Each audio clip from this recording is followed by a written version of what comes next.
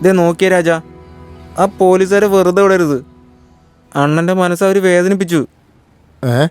പിന്നെ ചേട്ടൻ ചെയ്യുന്ന ജോലിക്ക് പോലീസുകാർ പിടിച്ചോണ്ട് ഈ പാലാഭിഷേകം ചെയ്യാൻ പോകുന്നേ? എന്താടാ പറഞ്ഞേ?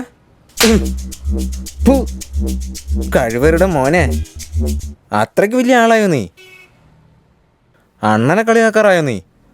ഡാ ഭരത്തെ, നിനക്കുള്ള അതേ ദേഷ്യവും വിശ്വാസവും എനിക്കും ഉണ്ട്. ആവശ്യമില്ലാതെ കൊച്ചു പിള്ളേരെ പോലെ കിടന്ന് പെരുമാറല്ലേ. ഭരത്തെ, സമാധാനമായിട്ടിരിക്കെ. കൃത്യസമയത്ത് വേണ്ടത് ചെയ്യാടാ. അതുവരെ ഒന്ന് അടങ്ങിയിരിക്കേ. കാര്യങ്ങളൊക്കെ വെടിപ്പായിട്ട് അപ്പം ചെയ്യാം. എല്ലാത്തിനും ഒരു സമയമുണ്ട്. ആ സമയം വന്നവരെയും വെയിറ്റ് ചെയ്യാം. മനസ്സിലായോ? ഇല്ലടാ, ഇന്നലെ പോലീസില്ലേ നമ്മുടെ അണ്ണനെ വളഞ്ഞപ്പോൾ ഉണ്ടല്ലോ, എനിക്ക് എന്താ ചെയ്യേണ്ടതെന്ന് അറിഞ്ഞില്ലടാ. ഭാഗ്യത്തിന് ആ ഭഗവാന്റെ കരുണ കൊണ്ടാ നമ്മുടെ അണ്ണനെ രക്ഷിക്കാൻ പറ്റിയത്. നമ്മളെന്തെങ്കിലും ചെയ്തേ പറ്റുള്ളൂ രാജ. മനസ്സിലായോ? മനസ്സിലായടാ. പക്ഷേ ഈ കാര്യമൊക്കെ അണ്ണനെ അറിയാതെ വേണ്ടടാ ചെയ്യാൻ. അതുകൊണ്ടാണ് ഞാൻ പറഞ്ഞത് സമാധാനമായിട്ടിരിക്കാൻ. ചെയ്യടാ. കറക്റ്റ് സമയം വരുമ്പോൾ വേണ്ടത് ചെയ്യാം. ചെയ്തിരിക്കും.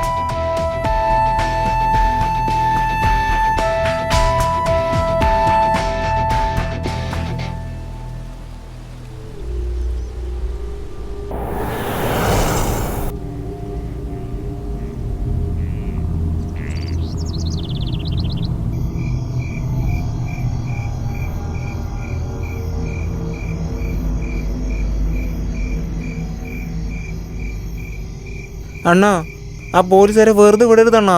അണ്ണൻ്റെ നെറ്റിയിൽ തോക്ക് വെച്ചവരാ. അവരൊരിക്കലും വെറുതെ വിടരുതണ്ണാ. ഭരത്തെ, ഒന്നടങ്ങടാ. നാട്ടില് വലിയ ആളാവുമ്പോഴേ തലയിൽ തലക്കെട്ട് വരും, നെഞ്ചിൽ ഓട്ടയും വരും. ഒന്നടങ്ങ്, എല്ലാം തീർക്കാം. അതിനുള്ള നേരം എന്തായാലും ഒത്തുവരും. മലർന്ന് കിടന്ന് തുപ്പിയാലേ അത് നമ്മുടെ മുഖത്ത് തന്നെ വീഴും. അതല്ല അണ്ണാ, പുറത്തുനിന്ന് ആളിറക്കി നമുക്ക് പണിയാണ്ണാ. അപ്പോഴേ നമ്മൾ ആരാന്ന് അവർക്ക് അറിയുള്ളൂ അണ്ണാ. അപ്പോഴേ അവർക്ക് പേടി വരുള്ളൂ. ശംഖ് നമ്മുടെ കയ്യിലാ ഉള്ളേ. സമയം വരും, അപ്പൊ നീ തന്നെ എടുത്ത് ഊതിക്കോ.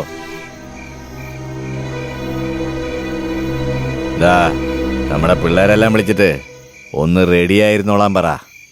സിഗ്നൽ എപ്പോൾ കിട്ടിയാലും കാര്യങ്ങളൊക്കെ വെടിപ്പായിട്ട് ചെയ്യണം.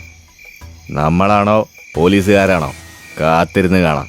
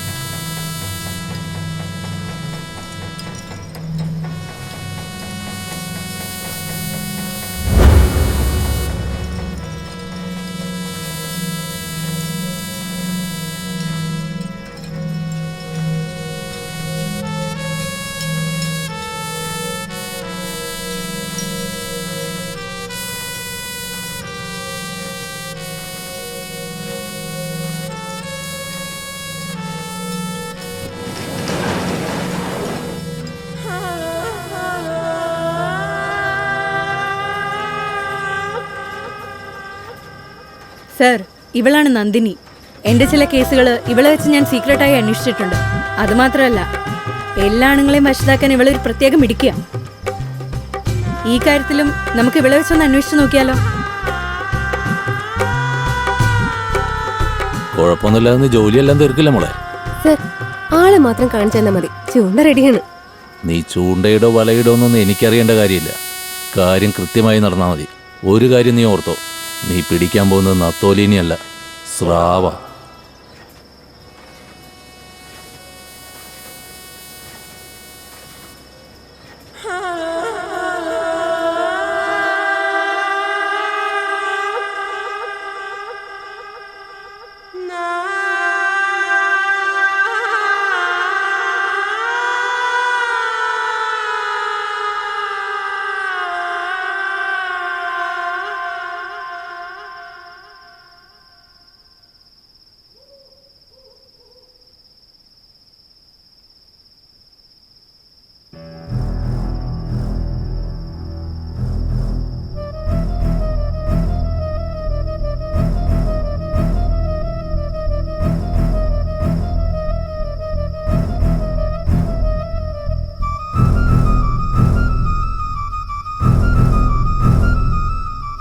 ഇവനാണ് കലിവർദ്ധൻ. ഭരതാ വണ്ടി ഇടറാ. ശരി അണ്ണ.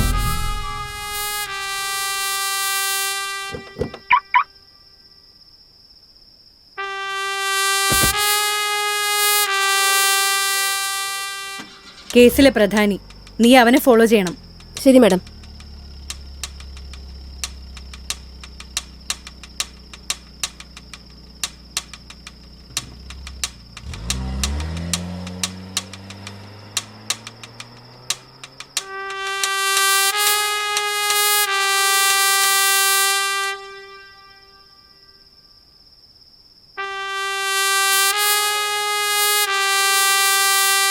ഹലോ, ഇവിടെ റൂം ബുക്ക് ചെയ്തിരുന്നു. കീ തരോ?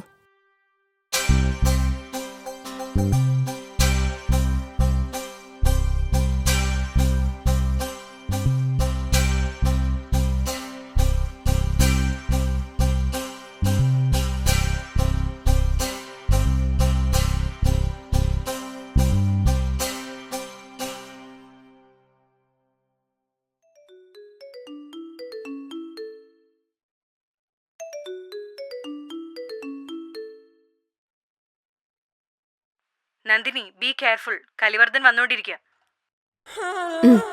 ഓക്കെ, ഞാൻ നോക്കിക്കോളാം.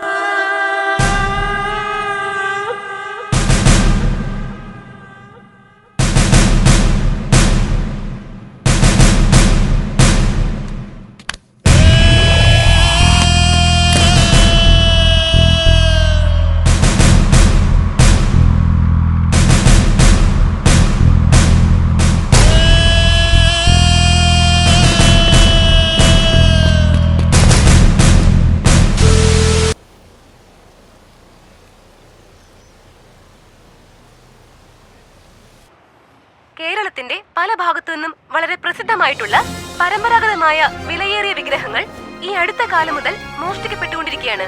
മോഷ്ടിക്കപ്പെട്ട ഈ വിഗ്രഹങ്ങൾ പുറം രാജ്യത്തേക്ക് കടത്തുകയാണെന്നാണ് ഇപ്പോൾ കിട്ടിയ വിവരങ്ങൾ. ഇതുപോലെ മോഷ്ടിക്കപ്പെട്ട വിഗ്രഹങ്ങൾക്ക് പുറകെ ഒരു അന്വേഷണം ഉണ്ടായിട്ടില്ല എന്നതാണ് മറ്റൊരു കാര്യം. അധികാരികളുടെ ഈ ഒരു അനാസ്ഥയിൽ ജനങ്ങൾ വളരെ രോഷാകുലരാണ്. നാടിന്റെ പല ഭാഗത്തു നിന്നും പ്രതിഷേധം ശക്തമായി ഉയർന്നു വരുന്നുണ്ട്. എന്നിട്ടും ഈ ഒരു പ്രശ്നത്തിന് ഇതുവരെയും ഒരു നടപടിയും എടുത്തിട്ടില്ല. ITV ചാനലിന് വേണ്ടി റിപ്പോർട്ടർ നിഷ. എന്താ മാണിക്കവേൽ, നിങ്ങളോടുള്ള വിശ്വാസം കൊണ്ടല്ലേ CBIക്ക് പോകേണ്ട ഒരു കേസ് നിങ്ങളെ ഏൽപ്പിച്ചത്? എന്നിട്ടതെന്തായി? സാർ, നമ്മൾ അടുത്തെത്തി കഴിഞ്ഞു. ഇനി അവനെ ഒന്ന് ലോക്ക് ചെയ്താൽ മാത്രം മതി. കുറച്ച് സമയം കൊടുത്താ. അതിനുശേഷം കലിവർദ്ധന് അവസാനം വരെ കലികാല. മാണിക്കവേൽ, നമ്മുടെ നാടിൻ്റെ പാരമ്പര്യം അവരുടെ നാട്ടിലേക്ക് മോഷ്ടിച്ച് അത് വെച്ച് പണം ഉണ്ടാക്കുന്ന ഇതുപോലത്തെ ഗ്രൂപ്പുകളെ ഉണ്ടല്ലോ, അവരെ വെറുതെ വിട്ട് കഴിഞ്ഞാൽ അവർ നാട് നശിപ്പിക്കും. അതുകൊണ്ട് എല്ലാത്തിനെയും പൊക്കി അകത്താക്കണം. നമ്മുടെ നാട്ടിലെ ദൈവങ്ങളുടെയൊക്കെ മതിപ്പും മര്യാദയും ഇവന്മാർക്ക് എങ്ങനെ അറിയാനാ സാറേ? അതുകൊണ്ടാ ഇതിൻ്റെയൊക്കെ വില അറിയുന്ന വെള്ളക്കാരൻ ഇവന്മാർ ചോദിക്കുന്ന വിലയും കൊടുത്ത് വാങ്ങിച്ചിട്ട് പോകുന്നു. ആദ്യം ഇവന്മാർക്ക് അറിയില്ലല്ലോ. ഈ നായ്ക്കളെല്ലാം പണത്തിന് വേണ്ടി എന്തും ചെയ്യുന്നവന്മാരാ. ഇവന്മാരെയൊക്കെ തൂക്കേണ്ട സമയത്തിന് കറക്റ്റായിട്ട് തൂക്കണം സാറേ. അതാ വേണ്ടത്. എപ്പോ എവിടെ വെച്ച് പൊക്കണോ ഇവന്മാരെയൊക്കെ അവിടെ വെച്ച് പൊക്കാൻ സാറേ.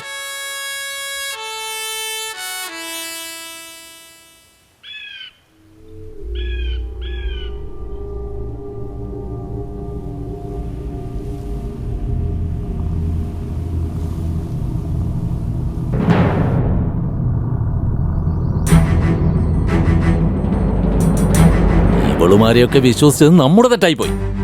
ഡിപ്പാർട്ട്മെന്റ് എങ്ങാനും അറിഞ്ഞാ എന്റെ മാനം തന്നെ പോവും. എന്ത് ചെയ്യോ എങ്ങനെ ചെയ്യോ എന്ന് എനിക്കറിയണ്ട. ഇന്ന് രാത്രി തന്നെ കലിവർദ്ധനെ പൊക്കണം. സോറി സർ, അവളെ പറ്റി അറിയാതെ റെക്കമെൻഡ് ചെയ്തത്. നിങ്ങളെ പറഞ്ഞിട്ട് കാര്യമില്ലെന്നേ. സാറ് നിങ്ങളെ വിശ്വസിച്ചില്ലേ? അതുകൊണ്ടാണ് ഇങ്ങനെയൊക്കെ സംഭവിച്ചത്. വിട്ടുകള രമേശ് സാർ, ഇനിയിപ്പോ എന്ത് ചെയ്യാനാ?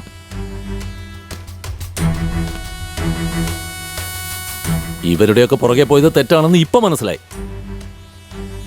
ഇവനൊക്കെ വേറെ പണിയാ വേണ്ടത്. ഞാൻ അന്നേ പറഞ്ഞില്ലേ പിടിക്കാൻ പോകുന്ന സ്രാവിനെയാണെന്ന്.